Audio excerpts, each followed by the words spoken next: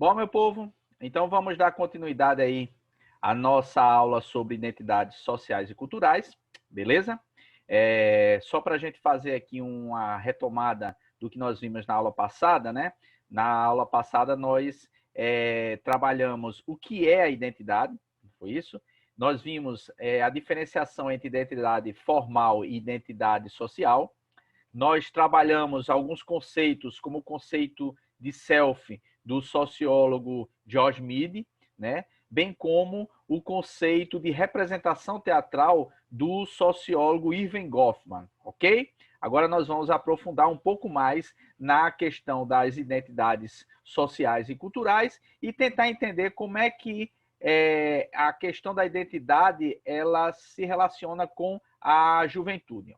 Deixe eu compartilhar aqui a tela com vocês.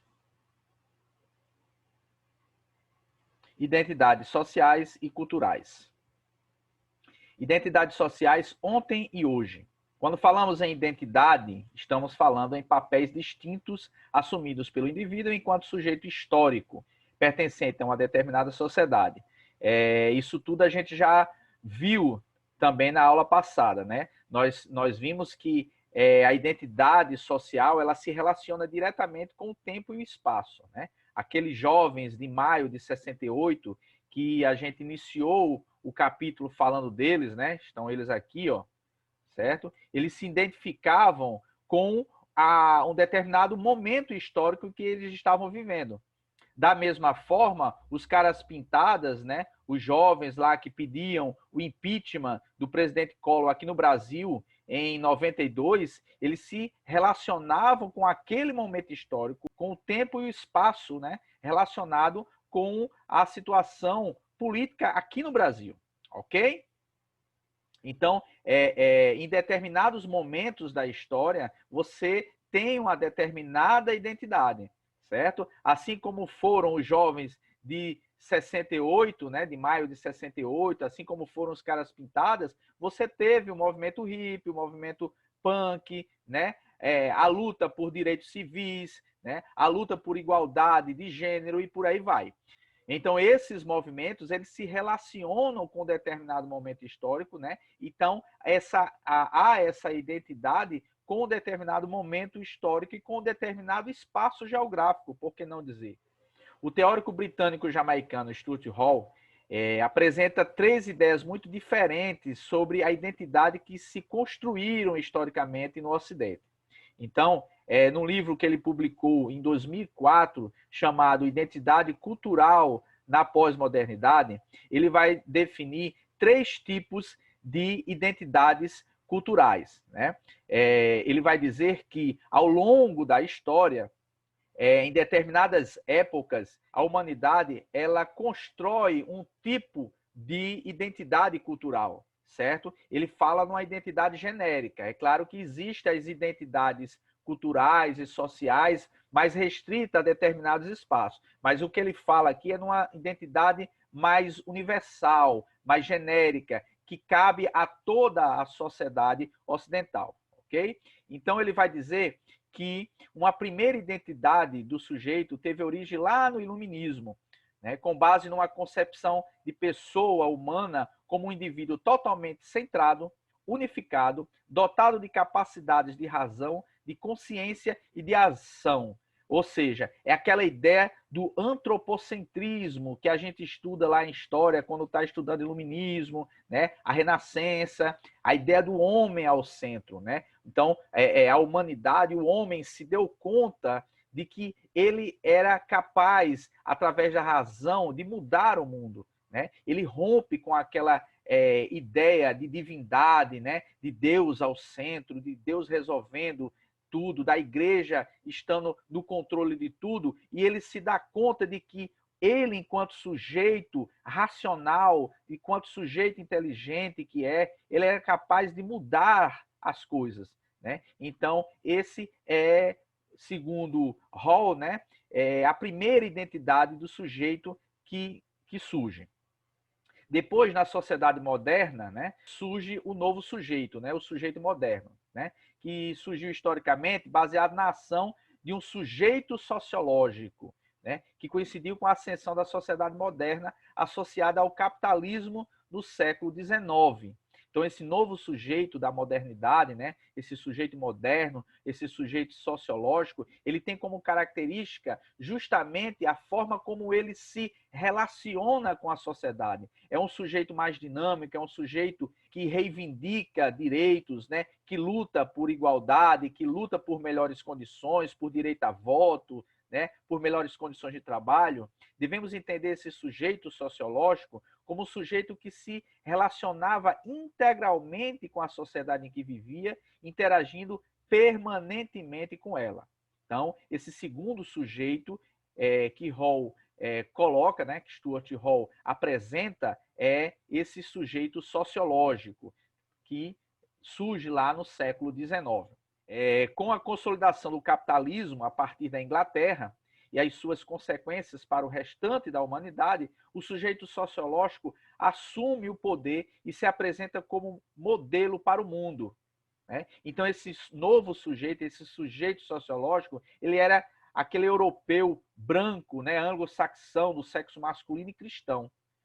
Todas as outras identidades deveriam estar subordinadas a ele, ok? Aqueles que não se identificassem com essas características estariam fora, né? Deveriam se sujeitar e se subordinar a ele.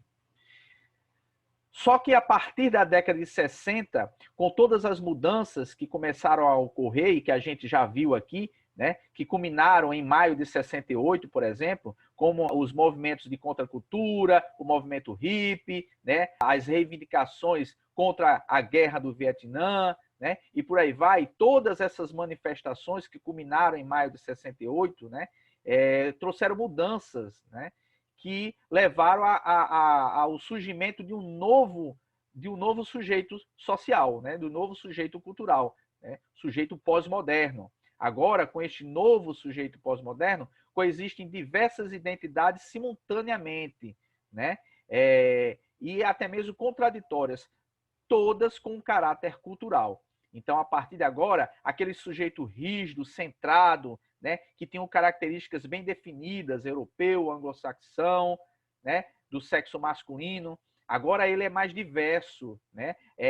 O eixo ele muda de direção, né? O sujeito pós-moderno não tem centro, ou melhor, teria este deslocado, desarticulado, perdido a estabilidade, né? Enquanto o sujeito moderno, ou o sujeito sociológico, como ele mesmo chama, do século XIX, era um indivíduo que tinha uma identidade única, né, que era centrada na sua nacionalidade, nas suas características físicas, como a gente já viu, era branco, europeu, né, se identificava com o país onde nasceu, com a nação onde nasceu, né? O sujeito pós-moderno apresenta múltiplas identidades, sem que uma determinada identidade, né, se imponha às demais. Então, esse novo sujeito, né, esse sujeito pós-moderno, ele tem como característica a multiplicidade, né? Ele pode ter nascido em uma determinada localidade, mas ele pode estar atuando em uma outra localidade,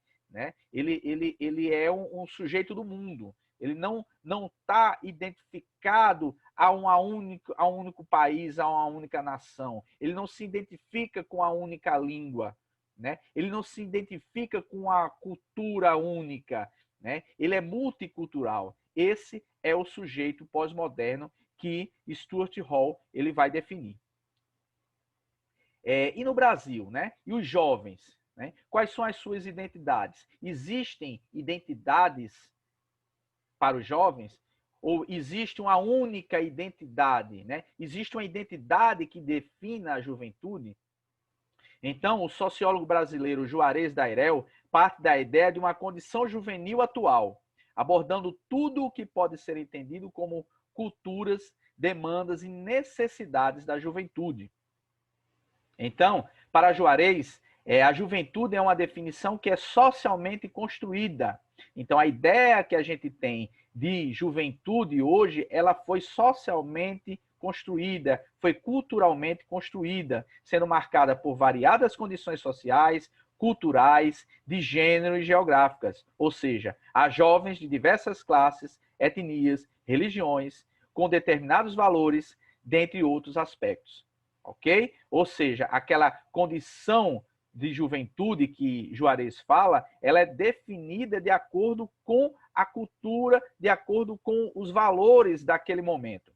Além de serem marcadas pela diversidade, as identidades da juventude são dinâmicas, ou seja, transformam-se de acordo com o tempo.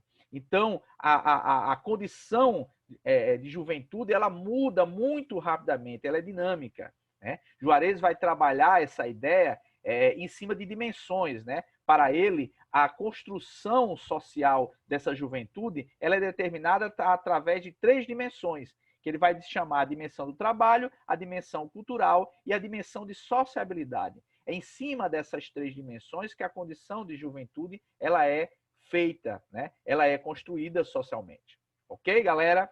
Era só isso, né? Vamos ficando por aqui. Na próxima aula nós vamos aprofundar um pouco mais e fica uma pergunta aí para a gente responder na nossa próxima aula. Será que existe uma identidade brasileira, né? Será que existe uma identidade cultural, uma identidade social do povo brasileiro? Ok? Então, galera, respondam a atividade que eu mandei o link e saravá!